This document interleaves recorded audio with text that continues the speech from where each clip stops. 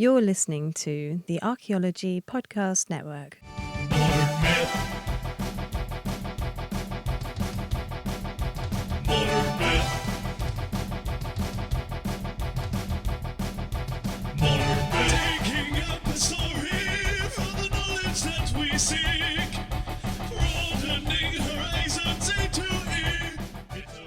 Hello and welcome to Modern Myth with me, Tristan, the Anarchaeologist, on the Archaeology Podcast Network. In today's episode, I'm speaking with Dr. Murray Cook, who's the archaeologist for Stirling Council.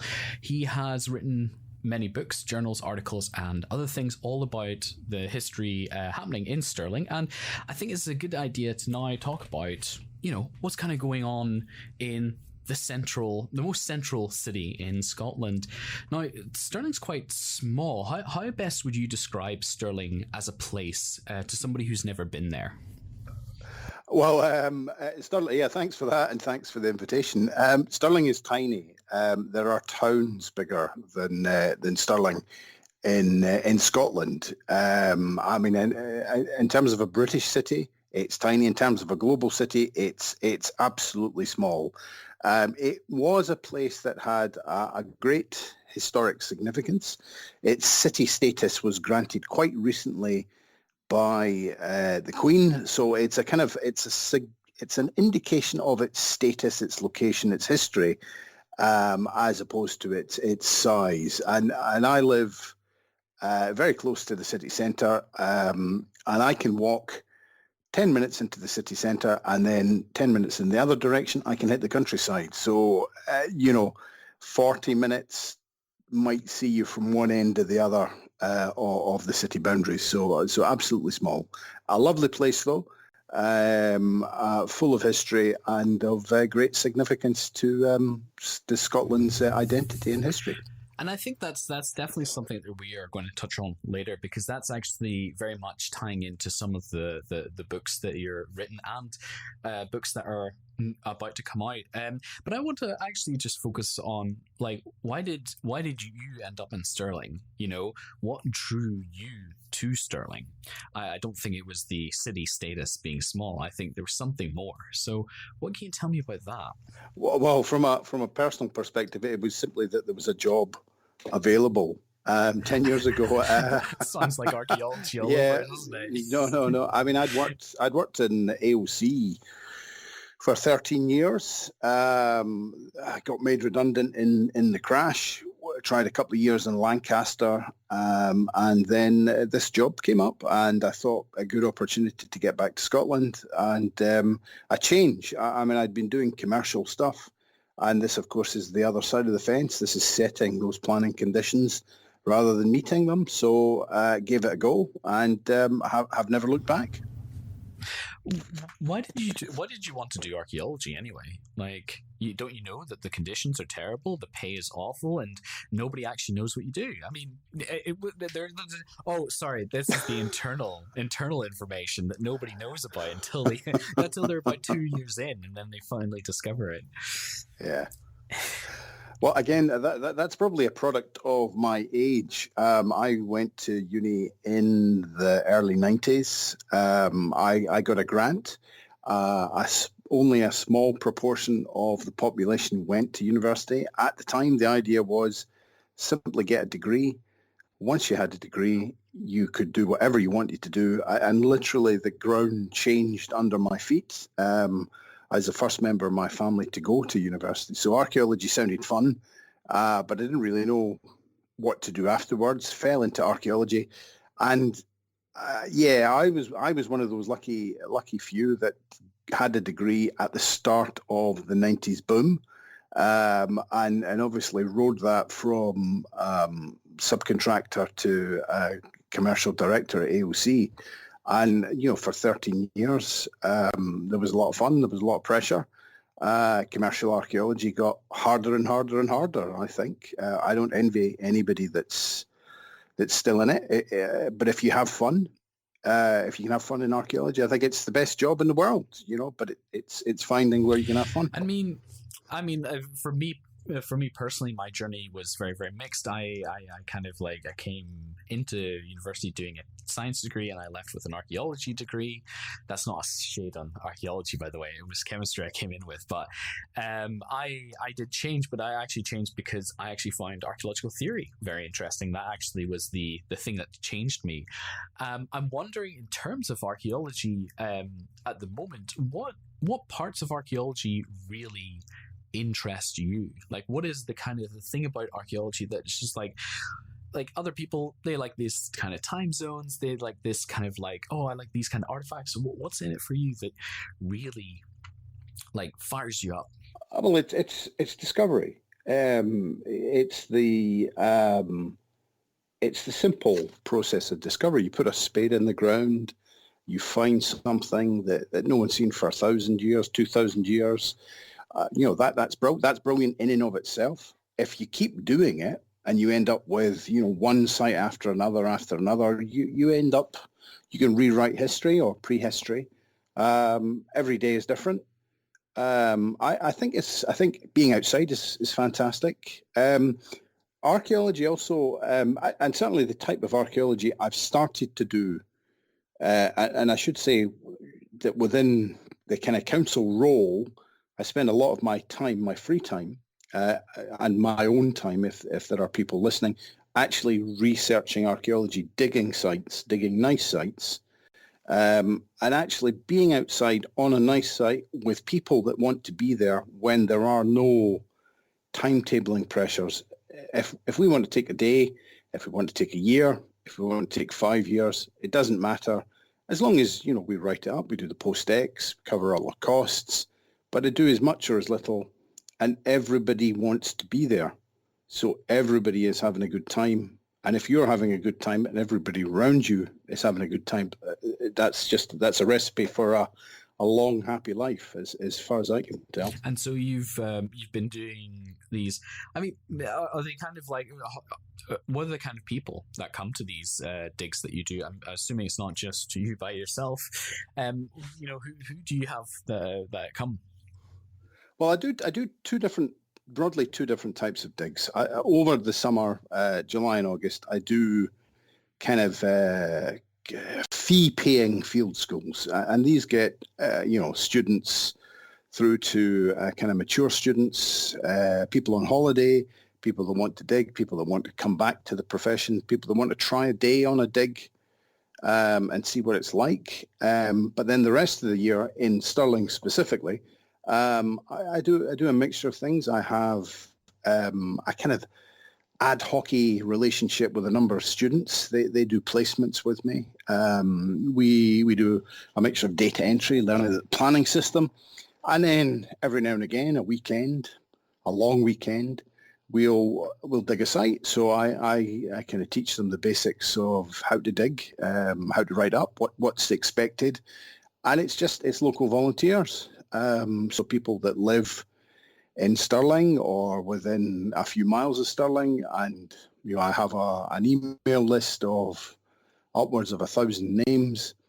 Various people come along. Sometimes they come for a day. Sometimes they keep coming back, and you build your team on that. We're not doing complicated things. Small scale keyhole, targeted at the major stratigraphic blocks, trying to get dating evidence. So yeah, very good. All good fun. Yeah. I'm quite intrigued in some of your, you're quite active on social media on the Stirling Archaeology Facebook page.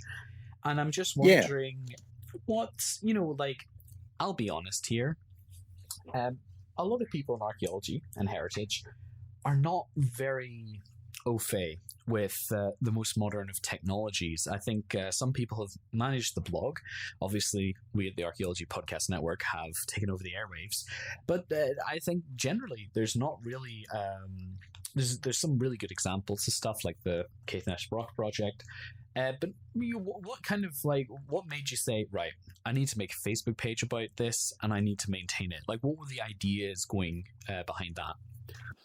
Well, I should say I'm not at all media savvy. I don't tweet and I don't have Instagram.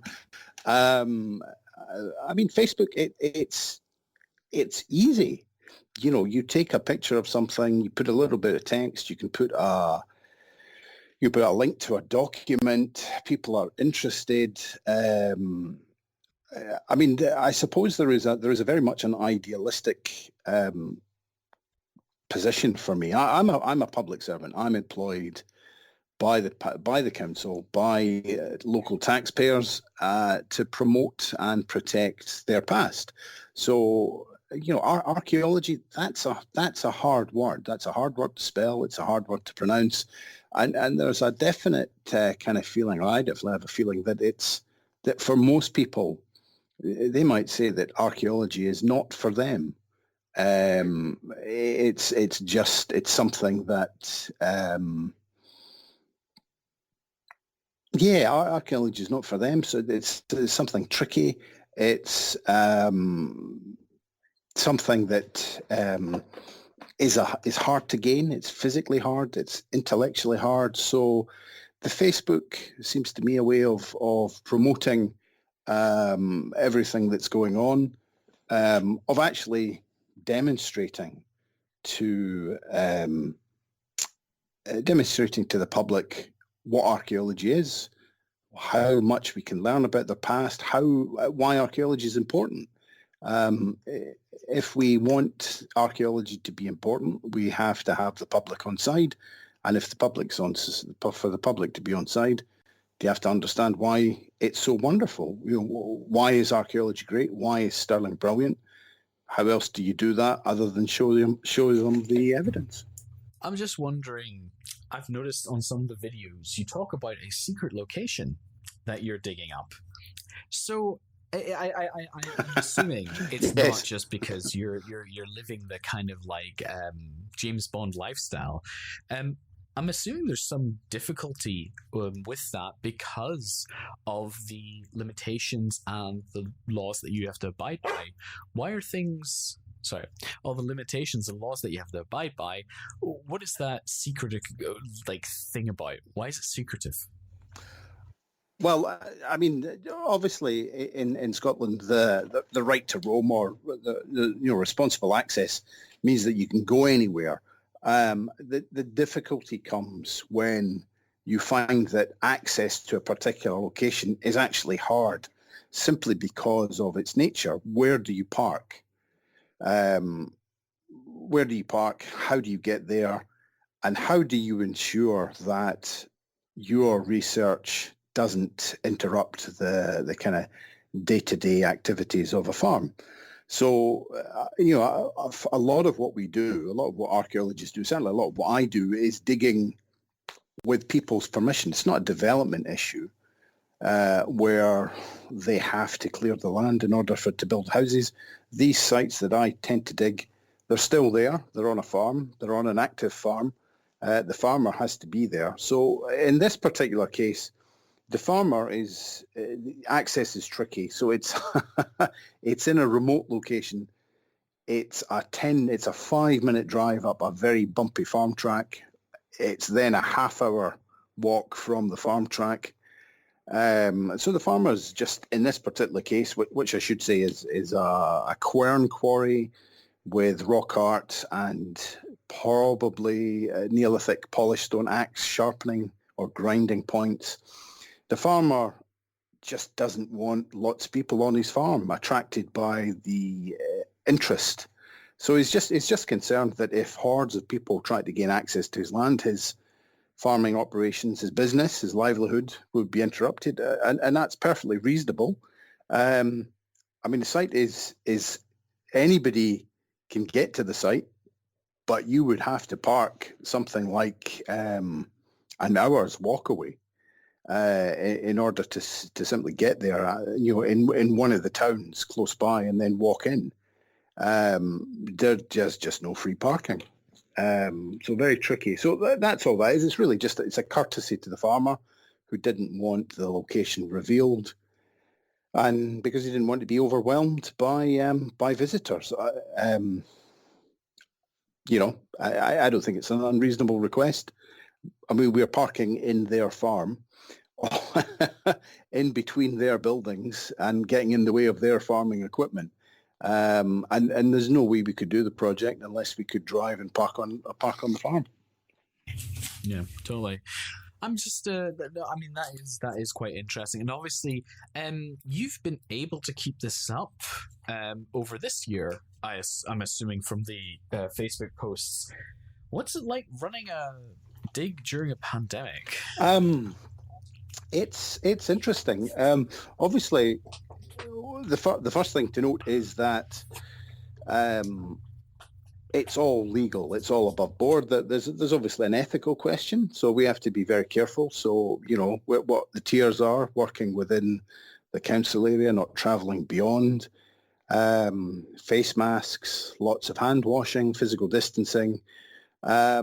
It's actually, it wasn't bad. One dig we had to completely cancel because we all stayed away. So these digs, everybody is traveling from their own home to a place of work, in effect, to a location, and we're maintaining 2 meters distance all the time.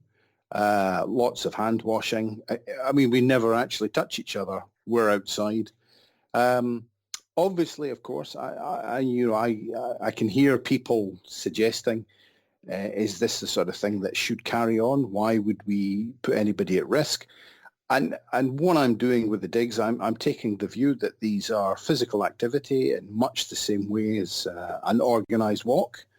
So rambling can carry on up to groups of 30 through the pandemic. So we're just doing the same thing. People are going for a walk. We're having a dig. We're socially distancing on the dig. One of the interesting things is actually easier for me is I didn't have to make any coffee. Normally I bring a big flask of hot water and I provide teas and coffees. We didn't do any of that because obviously we didn't want to share things that people might have been handling. So it presented challenges, but just as commercial archaeology carried on, so research archaeology could carry on. Mm-hmm. Mm, totally. Well, we're going to learn a little bit more about kind of Stirling's history and directly what kind of led to you writing about Stirling, and after this short break. And we're back. You're listening to Modern Myth. I'm currently speaking to Dr. Murray Cook about archaeology and heritage in Stirling. So you have a book that's already out, which is called Digging into Stirling's Past. Have I got that title correct? I think that is. Yes. So, can you tell me a little bit about that book? Well, yes. I mean, this was just... It was going back to those principles. Stirling is a fabulous place. Prehistory is excellent. There are lots of books written about Stirling, but it seemed to me they always missed the archaeology. They were very good on the last 500 years. They were very good going back to the Wars of Independence. So at a push, the last 1,000 years was great, but they didn't really cover anything below that. And I just thought, the thing about Stirling is that you can walk within 15 minutes from a medieval castle, one of the finest Renaissance palaces in Europe, to a place where Bonnie Prince Charlie stood in 1746, to a place where Cromwell stood, or Cromwell's troops stood in a siege, to a fort, a vitrified fort, to a medieval battlefield, to Scotland's best preserved city walls. And that list, those lines of superlatives just keep going on and on and on. So the book was an attempt to say, gee whiz, all this is just here in Stirling. All of it is literally under your feet, just round the corner. Here's how you find it, and here's what it means. And I'm just interested, you actually now have a book coming out, again about Stirling. So why do you keep writing the same book over and over again? Well, it's not the same book. So what had happened was I actually have probably 6 different books, all at differing stages of completion, on differing subjects about Stirling. So the starting point is that I believe that Stirling is the most important strategic location in Scottish history. Anybody who wishes to invade or resist invasion does it at Stirling. So every army from Agricola all the way through to Bonnie Prince Charlie and Cumberland has to come through Stirling. So, you have got Romans, Picts, different types of Celts. You've got Vikings, you've got Angles, you've got Scots, you've got Britons, you've got the Wars of Independence, you've got the various medieval campaigns, the rough wooing, you go through the Jacobites, you end up with a role, an almost incredible role in the empire, where Stirling is this tiny, tiny microcosm of the British Empire, because it reinvents itself as a commuter town from Glasgow in the empire. And simultaneously, while that is that's happening, all that money from Glasgow merchants, it's a military barracks. So the cemeteries, the houses are all full of people who were entwined in that much bigger world. And then you move forward because of the kind of central connections, because of the transport links. The only way north-south was through Stirling. So prior to the building of the fourth rail bridge, everything went through Stirling. So we have these massive communication network, which then, and the massive military base, means that you end up with things like the Atlantic Wall replica, which was used to help prepare the ground for D-Day, which is the largest amphibious invasion in the history of the world, possibly one of the most important events in world history, the end of the Nazis. So all of that is there, all of this incredible history, this incredible network of connections. So there are endless stories to be told about Stirling, endless accounts. I think as well, if I could blow my own trumpet, there are certainly people who know far more about lots of things. I do think I'm quite good at communicating these things. I think I can say them in a way that isn't intimidating, that's quite fun. So it's a way of actually going back to taxpayers, going back to members of the public, communicating to them why Stirling is so significant and why Stirling deserves to be visited again and again and again, and why it is so central to our identity and our history. So I'm trying to think about the place that this has in terms of public heritage and understanding. I mean, my view is that unfortunately the public have been shown the menu of history, and everybody orders what they're used to, right? So the person comes and orders a chicken korma every single time because they know what it tastes like and they like the taste. Now, I feel like a lot of archaeology and a lot of heritage and history is kind of off the menu. It's an off-menu item. But it could be just as tasty to a lot of these people. So I'm wondering, what is your opinion about people's knowledge of Scottish heritage? And what do you see as the kind of the what are the holes in understanding? What are the things that might be missing? I tend to agree with you. I think there is a difficulty in that if you ask people about their past, certainly in central Scotland, the things that come to the fore are World War II and mining.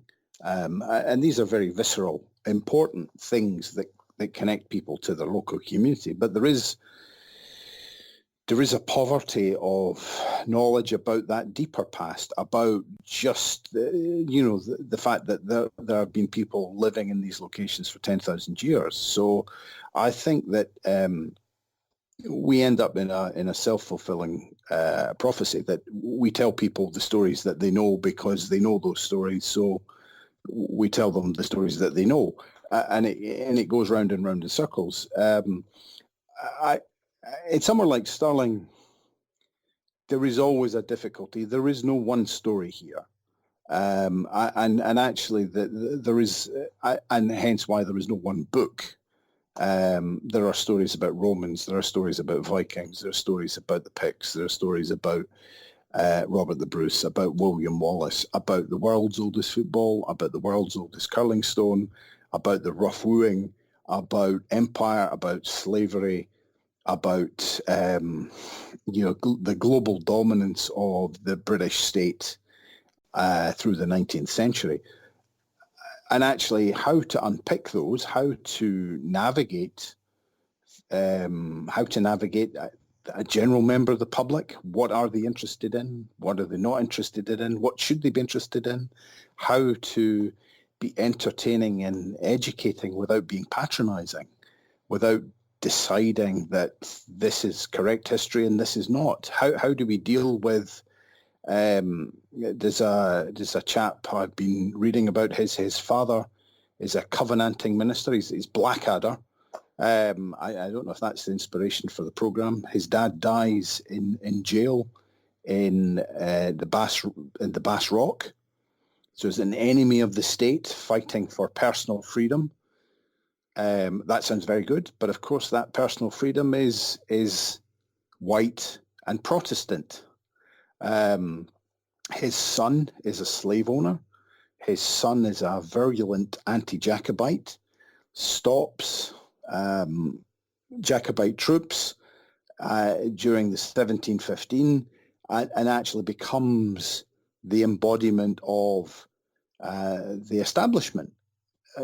But he's, as I say, he's a slave owner. So, his views on freedom were celebrated. And as the state shifts around the 17th to 18th century from the Glorious Revolution, and Catholicism, Protestantism battle with each other, that the right for personal freedom, the right for religious expression, clashes with empire, clashes with personal freedom for slaves. I mean, these are very complicated issues. We're struggling with them today. And actually the only way to deal with any of these things for me, I think, is to actually learn about them, digest them, and see what we think after a period of reflection. Some horrific things were undertaken. And just as we are transitioning from slavery, we embraced child labor through the 18th century. And there are accounts of 7-year-old miners working around Stirling. And that wealth is built. That builds Stirling, builds Glasgow, Edinburgh, all these places. What do we see when we look at Victorian, the Victorian suburbs of every Scottish city? Where does that money come from?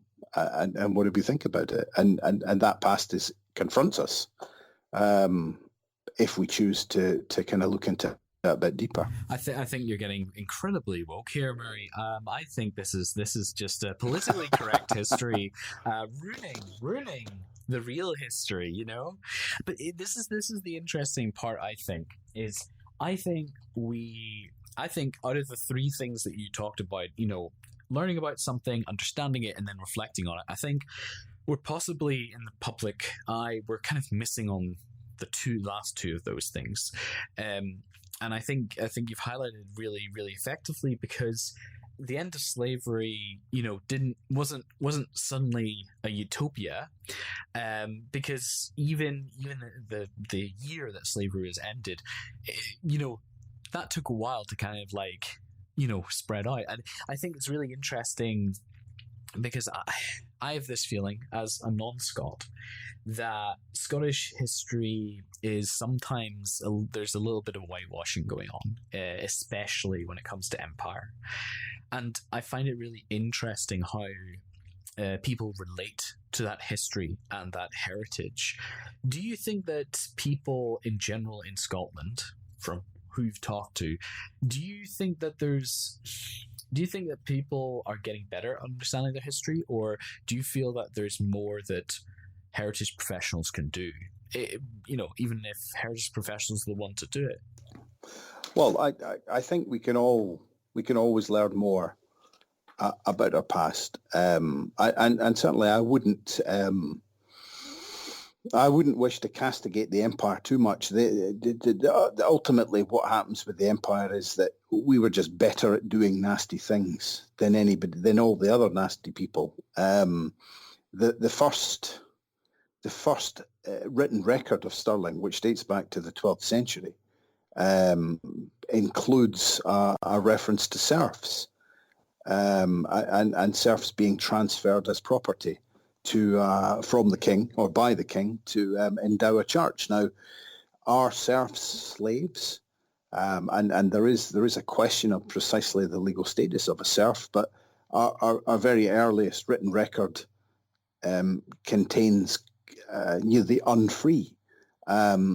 So all of this is extremely complicated. There are no black and white issues. Robert the Bruce, great champion of Scottish freedom, clearly adjudicated on law cases involving serfs. William Wallace is a brilliant man, an absolutely incredible man. How more successful might he have been if he was a member of the aristocracy? Was support withheld from him by the aristocracy because he wasn't of the right sort? Certainly, without going into too much detail, the Peace Treaty of 1304 specifically excludes Wallace and a handful of others. We know by this point Robert the Bruce is back. Is back in Edward I's good terms. He's surrendered. We know that the leader of the Scottish resistance, the Red Comyn, who Bruce will eventually kill under a flag of truce on holy ground, we know that he signed the treaty. These two guys are quite happy to serve up Wallace on a plate. Wallace's capture is made a specific term of the peace treaty. The powerful are the powerful. And they will always exploit. They always have exploited the weaker. It gets extremely unpleasant in the 17th and 18th century when we do that on the basis of skin color. So the past is horrible.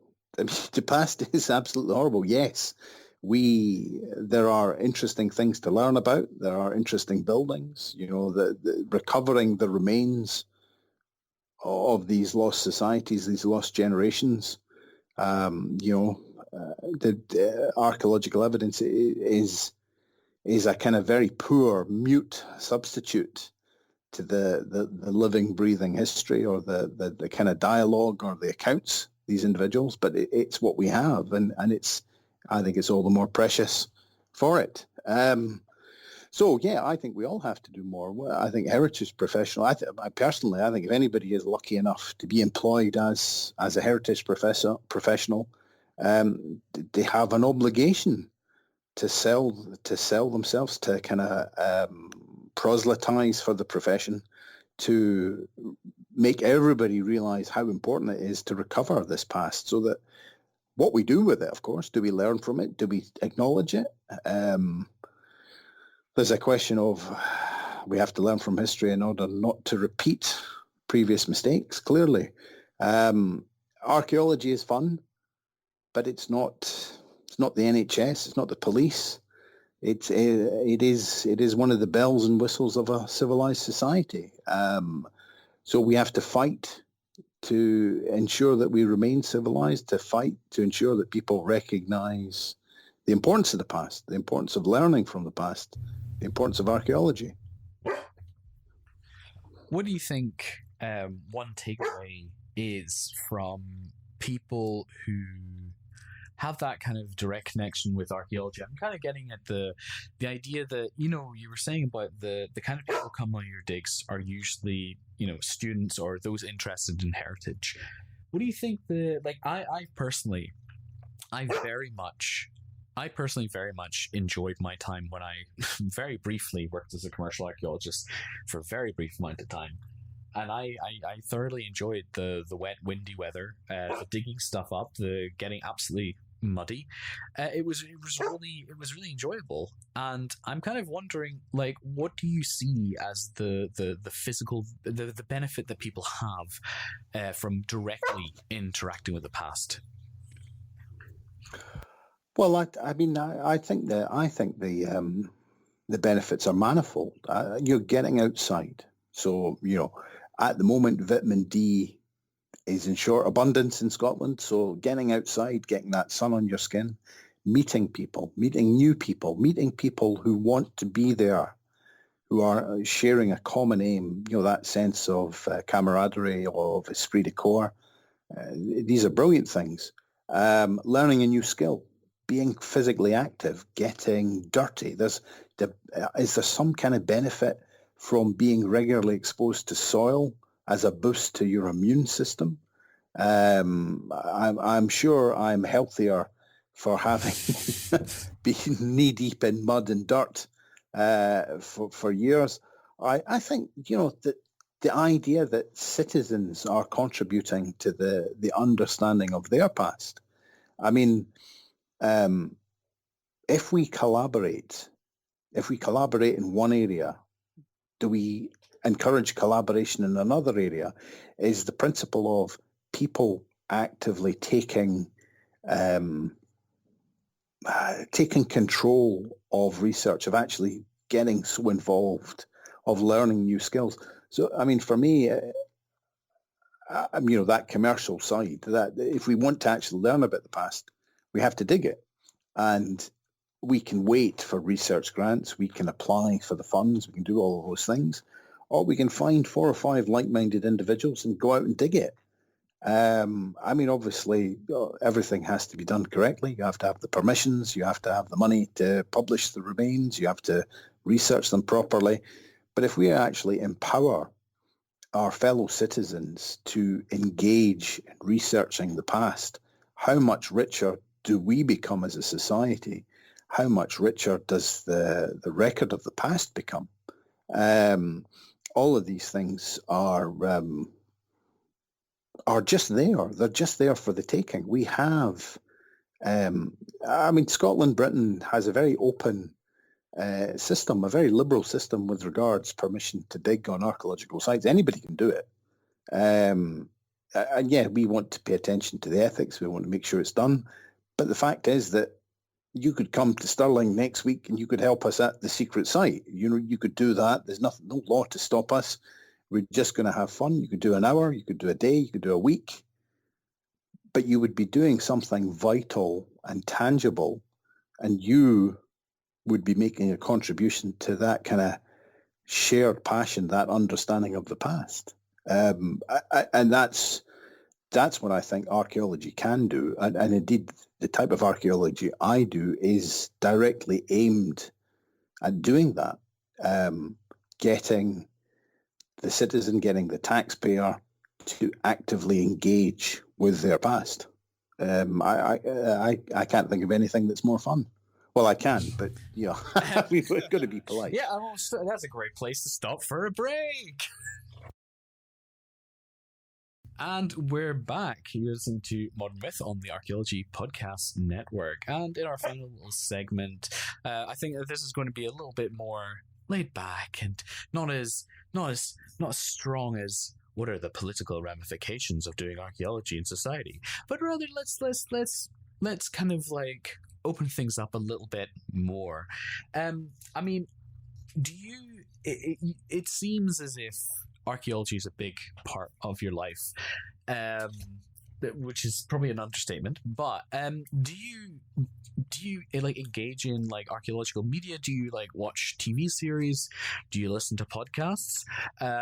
That's the real question there. What kind of stuff do you kind of absorb in terms of like heritage media? Or is that no, I'm off my work now, I'm off archaeology, I've done my reading today, I'm going to go and watch some cricket or football or whatever? What's it like for you? I would say that I have some kind of mental illness, and yes, please don't take that the wrong way. I live, breathe, and drink archaeology. Um, I get up at 6 o'clock most days. I start work. That includes the weekend. Um, I just constantly work at it because it's my hobby. And again, I get into trouble occasionally with fellow professionals because I can't believe I'm lucky enough to be paid to do my hobby. Now, I'm also, I don't really watch much archaeology on the TV because I either think they've done it wrong or I'm not particularly interested in the period that they're covering, or there's so much padding in all of these things. So I like doing it. I like reading about it. I like writing it up. But I do it to extremes. So honestly, I can think of nothing more fun than going outside and putting a hole in the ground in the sun. I don't like doing it in the rain. Um, I don't like doing it in the rain and the cold too much. But honestly, I can't. I sometimes have to pinch myself. I can't believe how lucky I am to be doing the sort of thing that I'm doing. And every day I wake up and it's another day, and what am I going to do?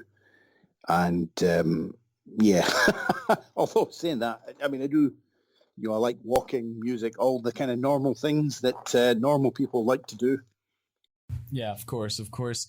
I would like to know. Obviously, Stirling's known for a lot of its big history, big monumental history, like the Wallace Monument, Stirling Castle, stuff like that. Is there any kind of aspect of history, I'll say physical history in Stirling, that's kind of maybe smaller and less well known, but still really important? Well, yes. I mean, there are lots of things like that about Stirling. It has this kind of ancient fabric. So there are places where, um, and again, the language here is, I have to be careful about it. There are places where confessed acts of witchcraft took place and are still standing. So obviously, I don't believe in witchcraft. And I believe that any confession from a 17th century witch was either the product of torture or some kind of mental illness. These things stand. And another thing, if you wander around Stirling, you see there's lots of the borough symbol, which is very important. And the borough symbol is a bridge, and it has a series of figures fighting over the bridge. And this is an ancient borough symbol. It's recorded in 1296 on the Ragman Roll when people from Dunbar had been fighting against Edward I, surrendered and recorded their allegiance with the impression of the borough seal. Now there is a Latin phrase around it. I won't repeat it, but the translation. And bear in mind, so we're talking about the late 13th century, but presumably we're talking about a symbol that is 100, 200 years older, which might put it into the 11th century, perhaps. The Latin motto refers to brute Scots.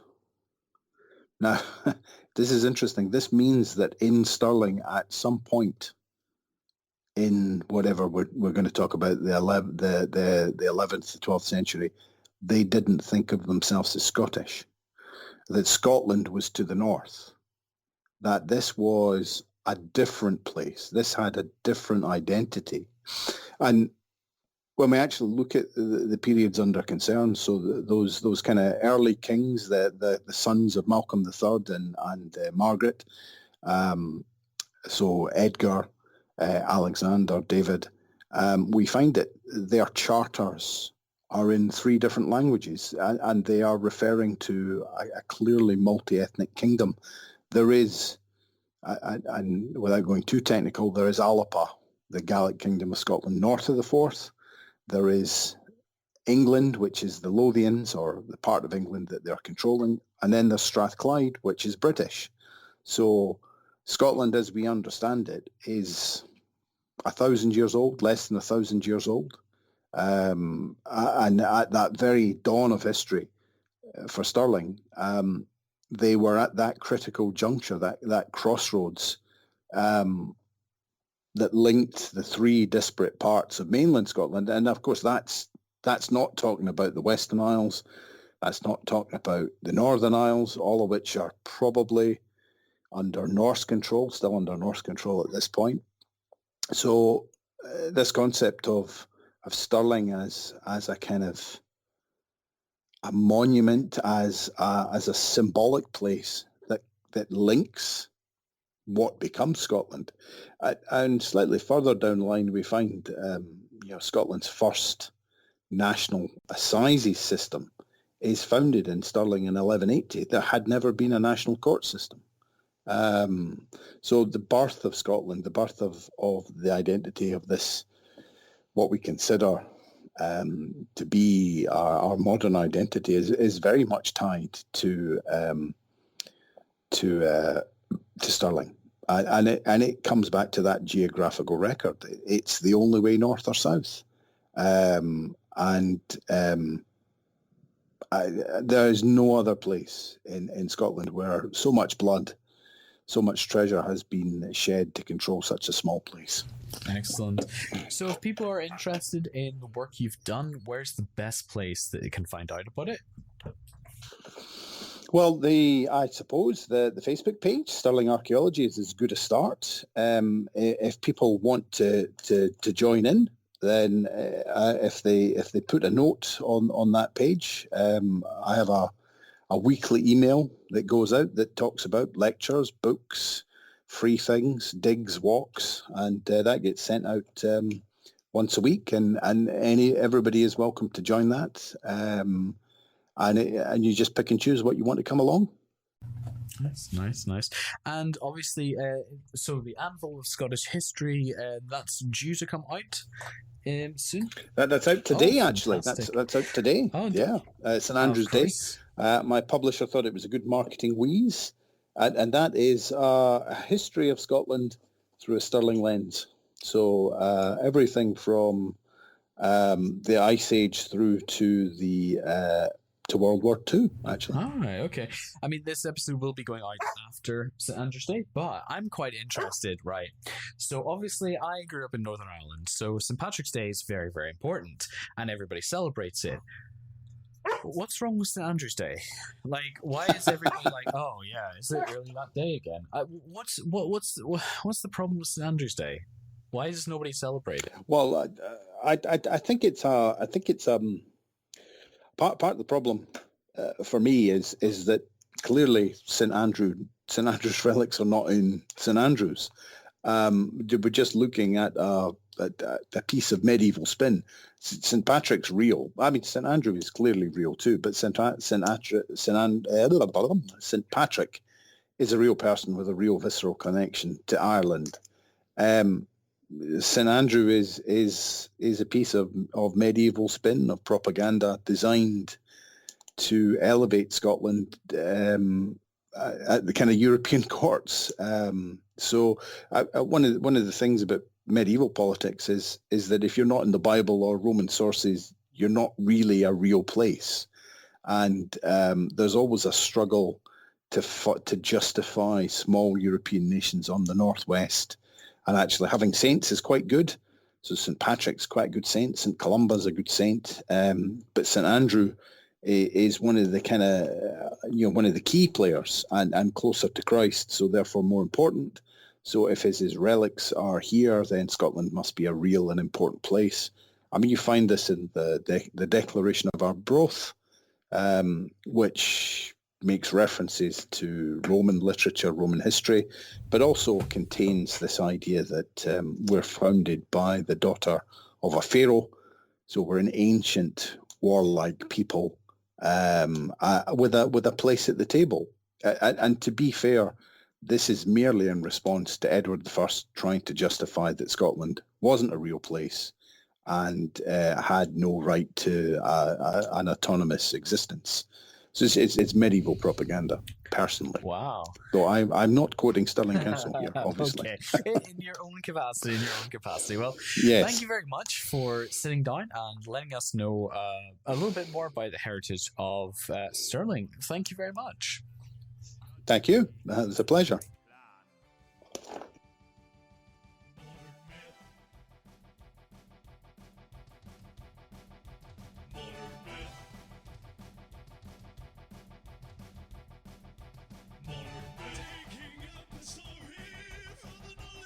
we seek, broadening horizons A to E.